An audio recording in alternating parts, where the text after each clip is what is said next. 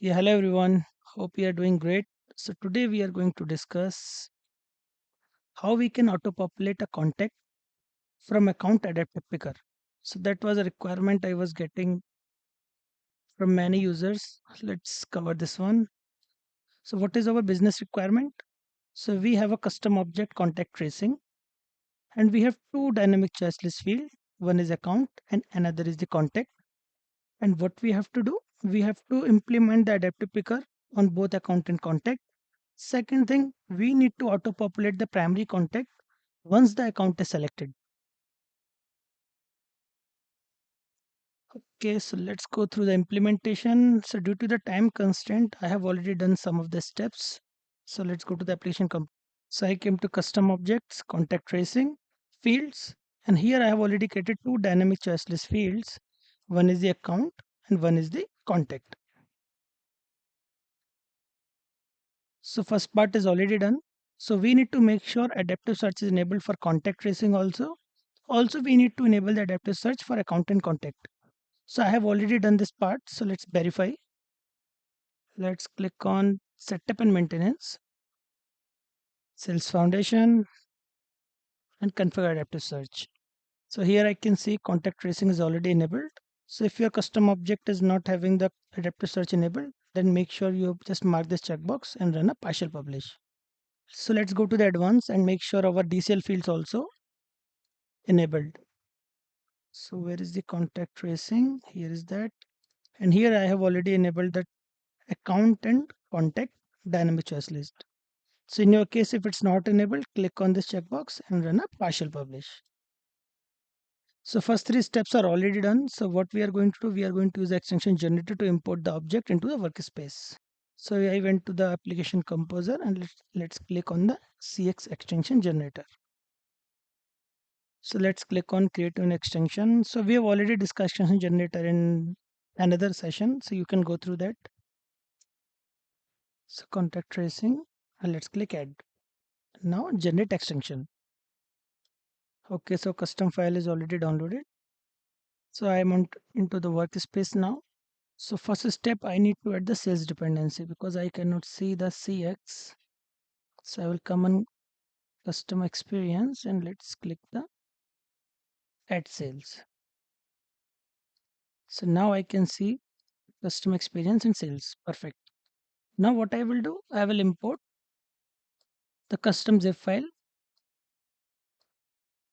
and let's click on import. Okay, so it's successful. Let's commit these changes. I can say import is done.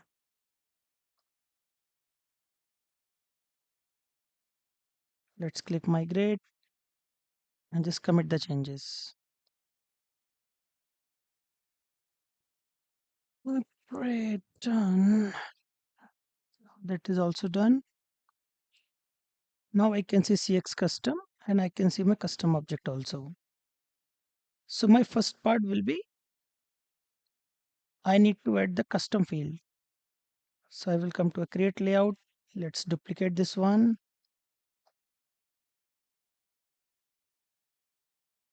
And let's add account DCL and also let's add the contact dynamic choice list. Okay.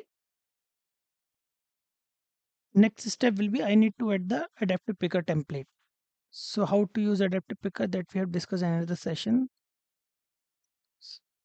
Account picker template.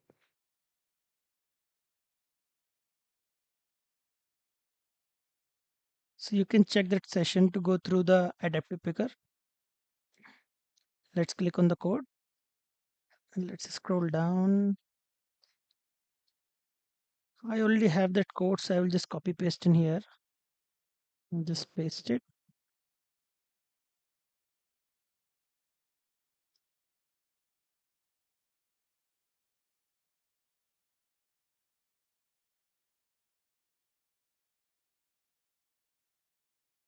So done. So same thing we have to do for the contact picker also.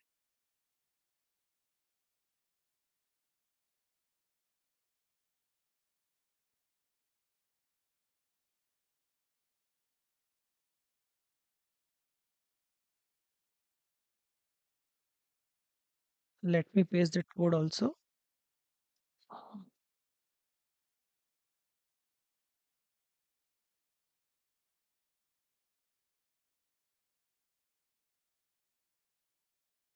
Okay, so let's do one round of testing. So we have added the account picker template, also the contact picker template.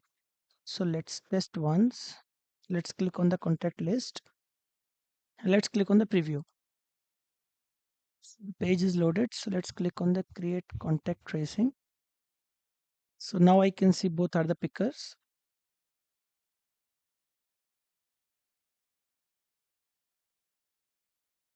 Okay. So if I select an account, I can see the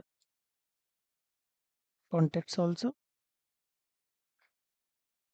Okay. So what I want, whenever I will select this account 24/7 Pro Fitness, automatically the primary contact should be auto selected here. That's what my requirement is. So I don't want to select it manually. So what I will do for that, let's go to the action chain and I will go to the on field value action change. So I will go to the code.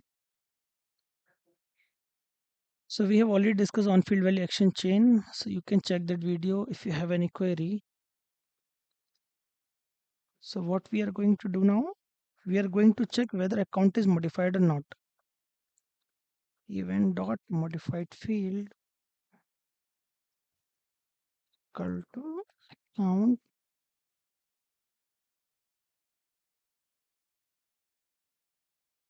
Only if the account field is modified, then my event is going to get triggered.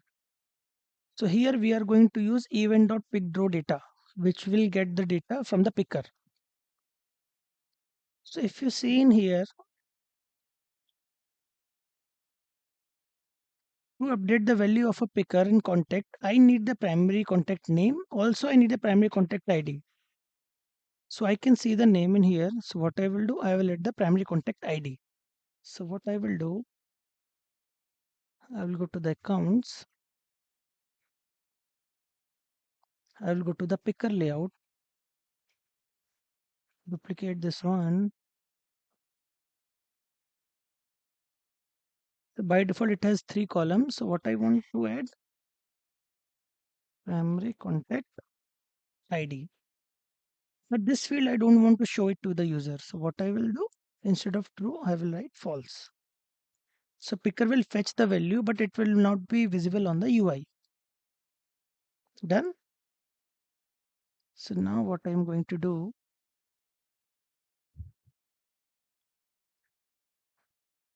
I will just copy paste the code.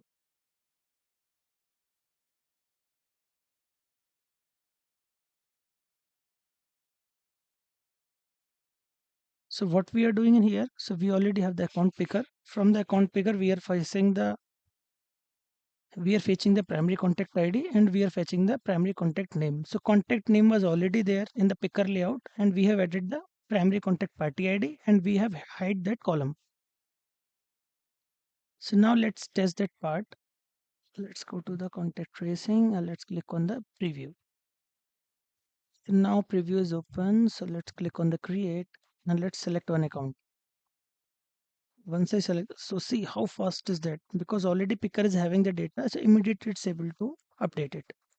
So let's select any other account. So it's going to update immediately. See, so that is very fast, very optimized and highly recommended. So if you are using the picker, use the event.PickedRowData. That will give you the best performance ever.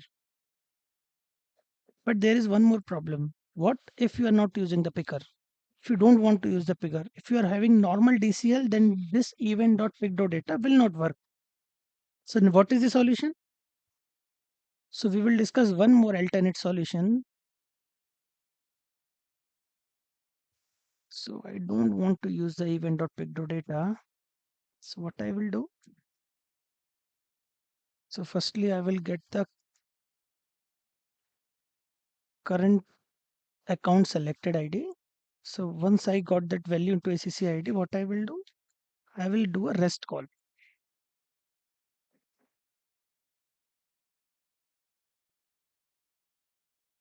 I will do CX accounts, and here we have accounts, select, and what will be the query? Query will be party ID equals, and then we will pass the SEC ID, which is the local variable having the current selected account ID. Now what I will do, from the API response, I will get the primary contact party ID. Also, I will get the primary contact.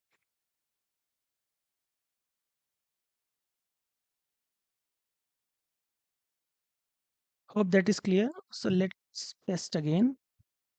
So for this one, you don't need anything. So if you are not using any picker or any template, so it will work on all type. If it will work on picker also, it will work on normal DCL field also, it will always work.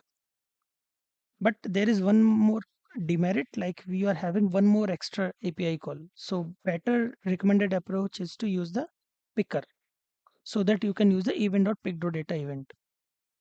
So let's click on the preview. So preview is loaded. So let's click on create contact tracing. Let's select an account. See, it's loaded, but it's little bit slower because once I'm selecting an account, it's doing a REST call and accordingly it's updating the value. See how it's working? So hope that one is clear.